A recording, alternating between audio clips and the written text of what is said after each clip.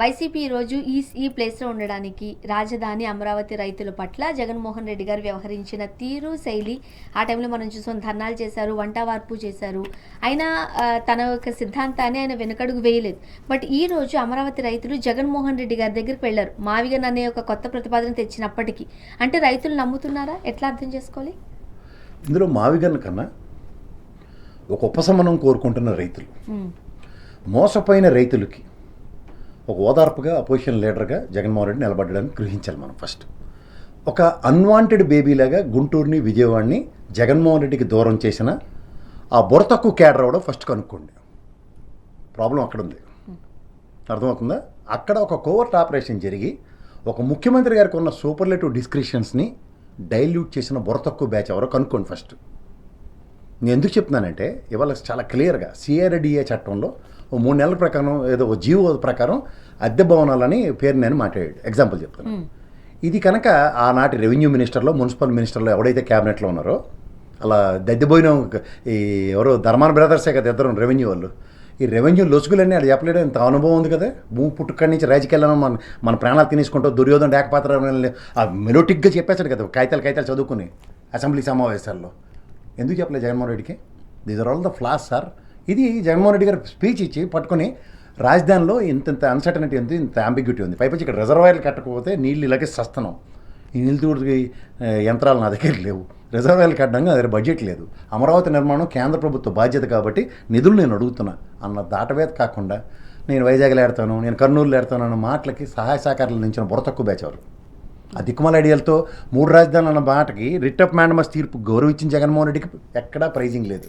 అలాగే 3 రాజధానుల బిల్లు ఇదే అసెంబ్లీ వేదికగా విరమించుకుని జగన్మోహన్ రెడ్డికి ఈ రోజుకి కన్సిడరేషన్ లేదు, టాలరెన్స్ లేదు. నువ్వు 3 రాజధానులు పెట్టి ఇప్పుడు మావిగాని అన్నామని ప్రాణాలు తినేస్తాను ఆయన్ని. ఇప్పుడు ఎక్కడైనా ఆ రోజు 3 రాజధానులు అమరావతి లేకుండా ఉందా? అదే సచివాలయం కదా, అదే హైకోర్టు కదా, అదే అసెంబ్లీ కదా. మరి అది మాట్లాడరే. 5 ఏళ్ళు ఆయన అక్కడి నుంచి కదిలేడా? మాకు కేసీఆర్ గారిలాగా ఫామ్ హౌస్లో కూర్చొని పరిపాలించే సౌలభ్యం ఉంది అని పులివెందులో పెట్టుకోవచ్చు, లేదా వైజాగ్లో కట్టుకుని కూర్చోవచ్చు. జరిగిందా? నేను ఒకటే చెప్తాను. ఆ మున్సిపల్ శాఖ మంత్రి అవడం నాకు పేరు జ్ఞాపకం రావట్లేదు. ఆయన ఖచ్చితంగా కోదండ వేయిస్తాను నేను. ఎందుకంటే అమరావతి విషయంలో ఎంత అంబిగ్యూటీ నడుస్తున్నప్పుడు ఆ ఎయిర్ క్లియర్ చేయవలసిన బాధ్యత ఎవరిది? ఇప్పుడు కూడా నిన్న ఒక రైతు మాట్లాడుతూ ఆయన ఏమన్నాడు, ప్లాట్లు కొట్టేశారు సార్, నా ల్యాండ్ నాది రిజిస్ట్రేషన్ నేను చేయలేదు అని ఒత్తుకుంటున్న దగ్గర నేను వస్తే అంటున్నాడు, లేదా కోర్టు పరంగా సహకరిస్తాను అంటున్నాడు. అదే రోజు నాకైతే ఇంత అనవసరంగా ఇది నేను కౌలు ఇస్తున్నాను, ఇక్కడ మీకు బడ్డని నేను తగ్గిస్తాను, ఇక్కడ వ్యవసాయ యోగ్యం చేయడానికి నేను మళ్ళీ పొక్కలేని రోజు తీసుకొచ్చి ఈ చెదారం మట్టి అంతా తీసి, ఎందుకంటే మనం వర్షాలు పడిన తర్వాత బురద లబ్బడి ఉంటుంది కదా, దాంతో 4 ట్రాక్టర్లు 100 ట్రాక్టర్లు 1000 ట్రాక్టర్లు పెట్టి దున్నించి వ్యవసాయ క్షేత్రాలు చేసి ఇచ్చివ్వడం పనిచేయచ్చు కదా. పైపచ్చి ఇంకోటి ఔటర్ రంగిరెడ్డి విషయంలో నారాయణ కథలను చంద్రబాబు జేమ్స్ బాండ్లో చేజింగ్లు చేసుకుంటూ తిరగబోదులు ఆ రోజు అసైన్ ల్యాండ్లో బెనామీగా ఎవరు ఇందులో ఉన్నారని ఐడెంటిఫై చేసి పటపటని 2 మ్యాపింగ్లు కొట్టి, ఏం పెచ్చపచ్చకుందా మీరు ల్యాండ్ వీడికి అమ్మేశారు కదా మూత ఎల్లారికి మనకు, నేను ల్యాండ్ నీకు ఇస్తానంటే నువ్వు తీసుకోవట్లేదు. అలాంటి ఎయిర్ ఎందుకు క్లియర్ చేయలే? ఇవన్నీ ఎవరు చేయాలి? క్యాబినెట్ శాస్త్రుల మంత్రులు అందరూ దద్దిపోయిన వెళ్తాను అనుకున్నారా? దున్నపోతు గడ్డేసుకుని తిరుగుతున్నారా? ఇంకోటి డిఎస్సి అభ్యర్థులు వెళ్ళారు కదా, డిఎస్సి అభ్యర్థులు. అలా ఆదిమూలం సురేష్ గారు మూత ఎల్లారికి నుంచి మంత్రే కదా. ఒక ఐఏఎస్ ఆఫీసర్ ధనుంజయ రెడ్డి అక్కడ ఆఫీస్లోనే ఎదమ వేసుకొని తిరుగుతున్నాడు కదా. ఒక ఐఏఎస్ కలెక్టర్ ఆఫీస్లో డిస్ప్లే పెట్టాలన్నది ప్రాథమిక సూత్రం ఎందుకు తెలియదు? భూమి అయిన దగ్గర నుంచి ప్రిన్సిపల్ సెక్రటరీ పెట్టేది ధనుంజయ రెడ్డి పెట్టలేదు. ఇది గవర్నమెంట్ ఫెయిల్యూర్. అది ఎప్పుడు ఎస్టాబ్లిష్ చేయాలి? వాళ్ళందరికీ ఆఫర్ లెటర్లు ఇచ్చేసి ఉద్యోగాలు చేసుకుంటుంటే ఇప్పుడు ఉద్యమాలు స్టార్ట్ చేస్తారా? స్పోర్ట్స్ కోటా లిస్ట్ ఎవరికి కళ్ళ గంతలు కట్టు కూర్చున్నారు వైఎస్ఆర్సీపీ వాళ్ళు. పత్తాలకు కూడా ఇస్తారు. రేపు పొద్దున్న పెద్ద పండగకు వస్తుంది గుండాట, కోడి పందాల్లోనూ బ్రహ్మాండ ప్రతిభా పాఠాలు ప్రదర్శించిన గుండాట నేపథ్యం వాళ్ళందరికీ ఆఫర్ లెటర్లు ఇచ్చిండే స్పోర్ట్స్ కోటా. ఇది ఎక్కడ విడ్డూరం అమ్మా? ఇప్పుడు పండగ వెళ్ళిన పాసినాడు. నేను మళ్ళీ అడుగుతున్నాను, ఎడ్యుకేషన్ మినిస్టర్గా ఆదిమూలపు సురేష్ 1998 రిక్రూట్మెంట్ చేశాడు. 2008 రిక్రూట్మెంట్ జరిగింది. 2024లో నోటిఫికేషన్ డిఎస్సిది ఇచ్చారు 6100 పోస్టులు. ఇచ్చినప్పుడు 1998 జగన్మోహన్ రెడ్డి ఇవ్వడం ఏంటి అని మీరు నన్ను అడగచ్చు. అంటే ఇలాంటి తెంగరేషాలు ఆ గవర్నమెంట్లో వేస్తే అక్కడి నుంచి పిలకలు పట్టుకొని కోర్టు త్రూగా వాళ్ళకి అపాయింట్మెంట్స్ ఇచ్చారు. ఇది మనం గ్రహించాలి. అదే సిచ్యువేషన్ ఇప్పుడు కూడా అట్రిబ్యూట్ చేయొచ్చు కదా అవకతవకల విషయంలో. ఇది ఎప్పుడు చేయాలి? As soon as exam conduct అయిన వెంటనే, రిజల్ట్ రాగానే. రిజల్ట్ కన్నా ముందు ఎవడవాడు ఆ ఫస్ట్ ర్యాంక్ వచ్చినోడికి అపాయింట్మెంట్ లేదు. ఎందుకు లేదు? అడిగి 30 సార్లు ఫోన్ చేశారని ఎఫిడవిట్ వేసాడు కోర్టులో. ఈ రోజుల్లో పిల్లలను చూస్తున్నాం కదమ్మా మనం. ఏంటి, నాన్నగారు చనిపోయిన తర్వాత కూడా పాపం హుటాహుటిన వెళ్ళి ఎగ్జామ్ రాసిన పిల్లలు ఎంత హృదయ విదారకంగా ఉన్నాయి. వీడికి ఏం పోయి కదా వాళ్ళ నాన్న హాస్పిటల్లో ఉంటే 30 సార్లు ఫోన్లు చేస్తే ఇది అపాయింట్మెంట్కి తీసుకోవడానికి వెళ్ళడా. అందులోనే తేడా ఉందని అర్థం అవ్వట్లేదు. స్పోర్ట్స్ కోటాలో ఇన్ని అవకతవకలు, క్వాలిఫికేషన్స్ లేవు, ఇవన్నీ జరుగుతున్నప్పుడు ఈ వ్యవస్థ, వైఎస్ఆర్సీపీ అనే వ్యవస్థ ఏం చేస్తుంది? ఇది కదా మనం ప్రశ్నించవలసింది. ఇది అంతా సాక్షి పేపర్ ఉంది కదా, పగుడీలు కట్టుకోవడానికి ఆ పేపర్లు. ఆ జర్నలిస్ట్ ఎక్కడైనా ఎస్టాబ్లిష్ చేసాడు స్టింగ్ ఆపరేషను. సార్ ఈ మెరిట్ లిస్టులు డిస్ప్లే అవ్వలేదు ఏ డిస్ట్రిక్ట్ హెడ్ క్వార్టర్స్లో కూడా.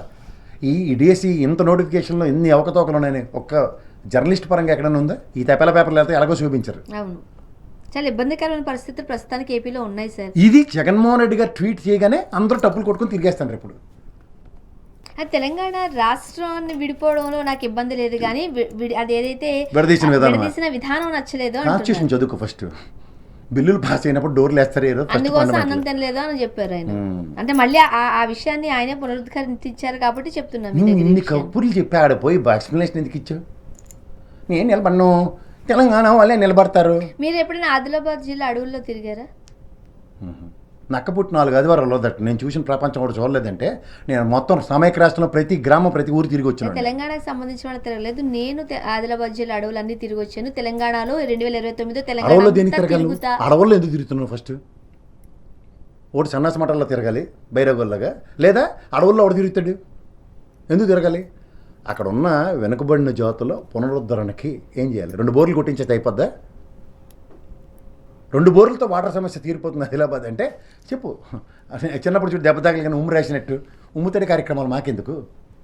శాశ్వత పరిష్కారానికి నీ విధానాలు ఇవి. ఒక ఫౌండేషన్తో ఎలాని నేను శాశ్వతంగా ఇక్కడ నీటి సమస్యని ఈ విధంగా తీర్చాను సినీ ఫెటర్నిటీతో అని చెప్పు మాడదాం.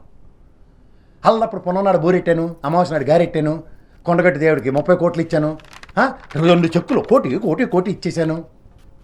ఎవరి కోసం ఎవరు ఆ పనంగా టికెట్లు పెంచుకొని సస్తున్నారు కదా, మా మీద దోపిడీ చేసుకుంటూ ముప్పడిగా డబ్బులు ఎత్తేస్తున్నారు కదా సమాజం నుంచి. ఎవరా ప్రభుత్వానికి తిరిగి ఎవరా? కొట్టిన ట్యాక్స్ డబ్బులే కదా. చారిటీ అని పేరెట్టి చెక్కులు ఇస్తారు మీరు. సో దీంట్లో కంటిన్యూషనే ప్రస్తుతానికి ఒక రగడ జరుగుతుంది ప్రకాష్ రాజు గారికి బండ్ల గణేష్ గారికి మధ్య.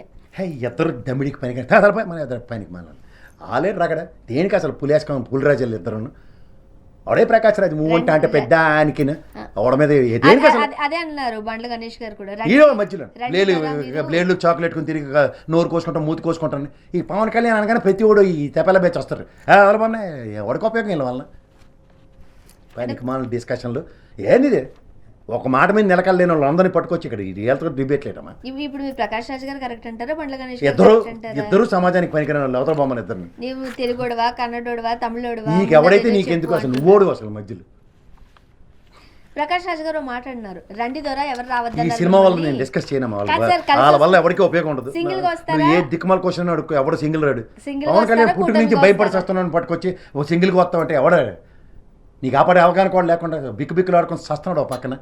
ఇప్పటికీ ఏడు పాపలేదు, 2 దగ్గర నోరు కొట్టేసారని ఎక్కి ఏడు సస్తున్నాను పట్టుకొచ్చి నువ్వు సింగిల్కి నిలబడతావు. ఎవడ మీద ఛాలెంజ్ చేస్తున్నావు అంటే తెలంగాణ ముందు ప్రకాష్ రాజ్కి అవగాహన లేదు, పవన్ కళ్యాణ్ మీద అవగాహన తెచ్చుకోమని కాదు సార్. ఇప్పుడు తెలంగాణ ఏర్పడింది, నిధులు